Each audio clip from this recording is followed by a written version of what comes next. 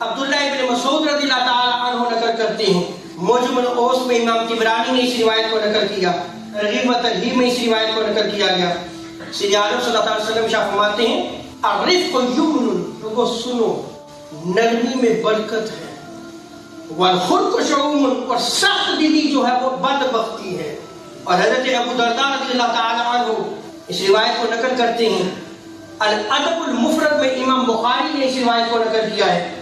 سید عالم صلی اللہ علیہ وسلم شاہ فرماتے ہیں کہ جسے نرمی عطا کی گئی اسے بلائی کا حصہ عطا کیا گیا، اور جو نرمی سے محروم رہا وہ بلائی حاصل کرنے سے بھی محروم رہا۔ اور قیامت کے دن جب وزن کیا جائے گا، جس ترازو میں رکھ کر اعمال تولے جائیں گے،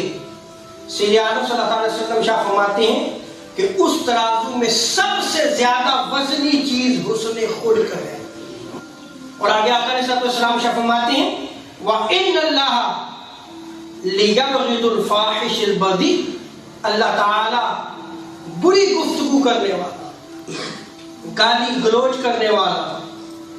گندی زبان استعمال کرنے والا، بد کلام سے رب تعالی ناراض ہوتا ہے، اس کو ناپسند کرتا ہے۔